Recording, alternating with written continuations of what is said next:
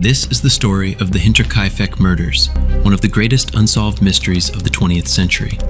6 people, one isolated farm on the edge of the Bavarian woods, and more than 100 years later, no one can say for sure what really happened there. What happened beyond those walls is not a campfire story. It's a real case that baffled local police, outlived 2 world wars, and still divides investigators a century later. Strange footprints appeared in fresh snow, leading toward the farm and never back out. People heard sounds in the attic no one could explain, and a family that should have been safe in their own home never walked out alive. Today, we're going back to Hinterkaifeck. We'll rebuild the last days of that farm, step by step, and follow every trace they left behind. Because until someone can answer one simple question, who did it? This story isn't over.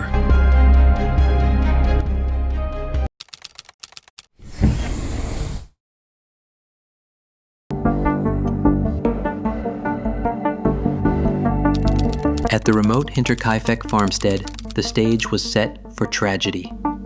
Situated about a mile behind the hamlet of Kaifeck in the Bavarian woods, the farm was home to the Gruber family, grandfather Andreas and his wife, their daughter Victoria with her 2 young children, and a new maid, Maria.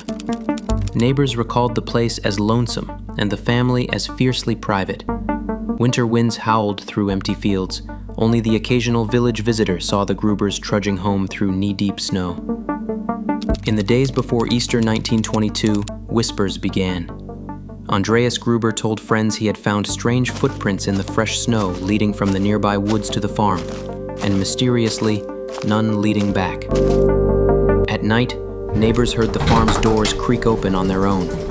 Inside the quiet house, an unbidden newspaper appeared on the kitchen bench, a paper no one recognized. Most unsettling of all, months earlier, the previous maid had abruptly quit, insisting the house was haunted by unseen footsteps and noises in the attic.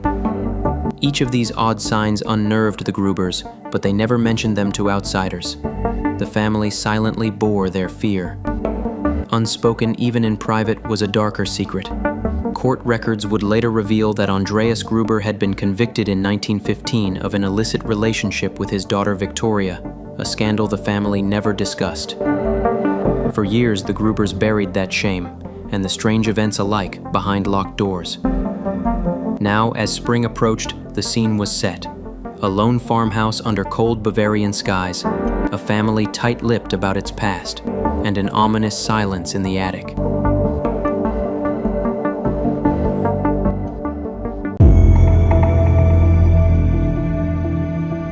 On the night of March 31st, 1922, something shattered that silence. It was Good Friday, and Easter was on the horizon, but Hinterkaifeck's quiet was about to become chaos.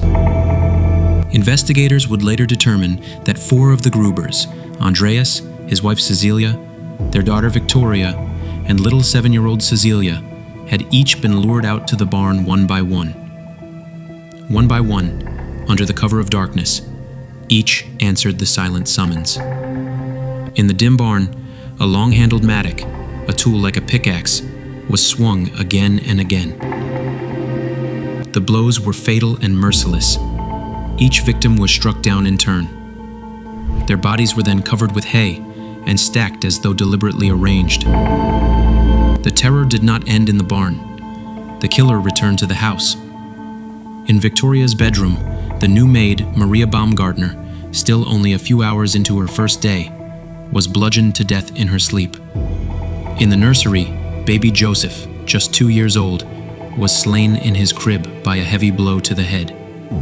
By dawn, 6 people lay dead, 4 of the Grubers in the barn, and the maid and toddler in the house. Neighbors who arrived that morning were met with a nightmare scene: 4 bodies under hay in the barn, and 2 more in the farmhouse. In the silence after dawn, whispers began to spread. A local farmer passing the woods at 3 a.m. reported seeing 2 shadowy figures at the edge of the trees near Hinterkaifeck. When he startled and called out, the strangers turned and vanished without a word. The next morning, a mechanic who came to fix the family's tractor noticed smoke curling from the chimney. When a dark-clad figure bearing a lantern approached, the mechanic fled. The stranger had shielded his eyes with the light, leaving the mechanic with only a foul, burning smell in the air. No one investigated the smoke that day. By the time the police arrived, the only sounds at Hinterkaifeck were the distant church bells.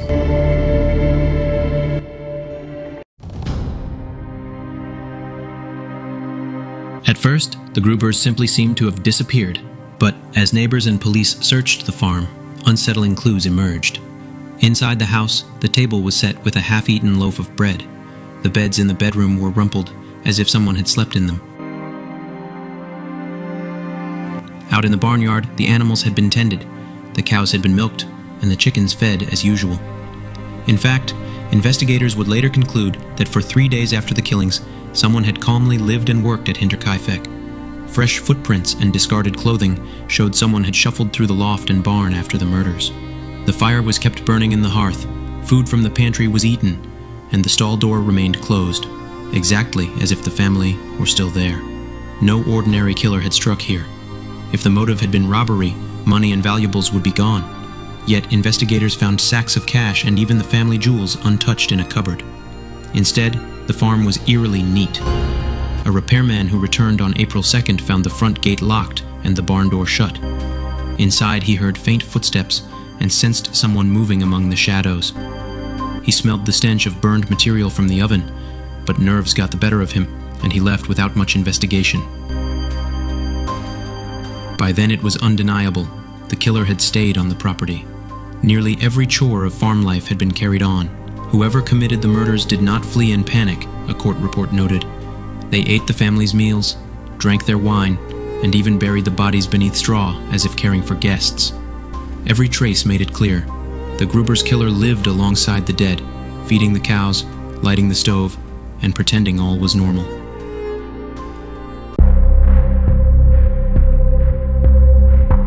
Police cast a wide net, but every lead ran cold. Victoria's husband, Carl Gabriel, was one of the first suspects.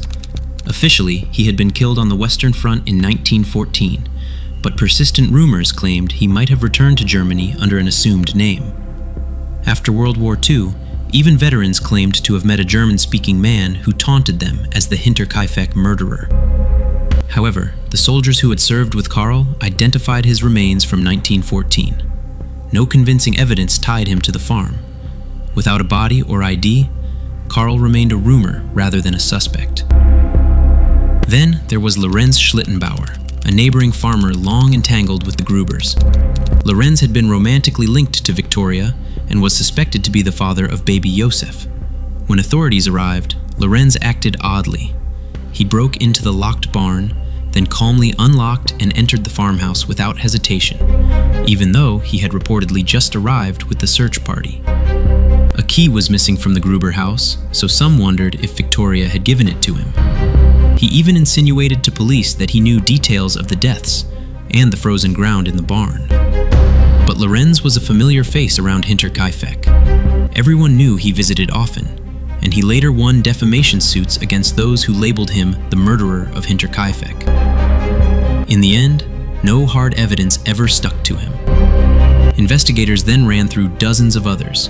Former maids, drifters, and dubious characters all took turns under the microscope.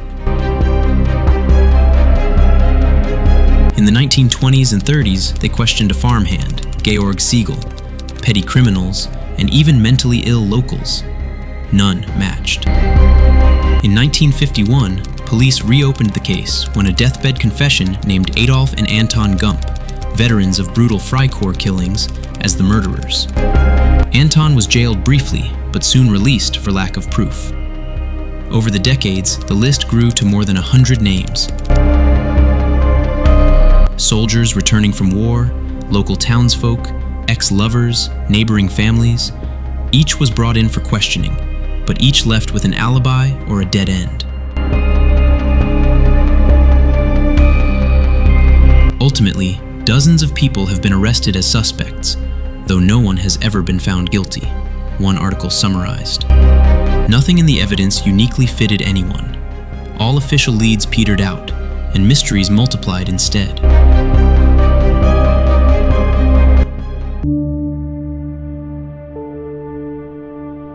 In 1955, more than 30 years after the crime, Bavarian authorities quietly closed the Hinterkaifeck case. Legally, the murders remained unsolved. No one was ever charged, and the case files were simply shelved. The Gruber's home itself vanished too. Less than a year after the killings, in 1923, the farmhouse and barn were torn down, as if wiping the horror off the map. During demolition, workers uncovered the blood-stained mattock hidden up in the attic, the very weapon of the slaughter, and a small penknife buried in the hay. All that was left of Hinterkaifeck was a memorial stone. Today, a simple concrete shrine stands near where the farm's foundations once lay, a quiet testament to those who died there that spring. Over the decades, the world moved on, but Hinterkaifeck's questions never really faded. Forensics suffered a final blow when World War II bombing destroyed the victims' graves and most of the physical evidence that remained. In 2007, a cold case study by German criminology students re-examined the files. Their conclusion was chillingly simple. The killer was most likely someone the family knew well, someone with motive and easy access to the farm. But their detailed findings were never made public. No name has ever been officially released. Hinterkaifeck remains a ghost story in true crime lore. Its name is now shorthand for unanswered questions and restless history. The farmhouse is gone.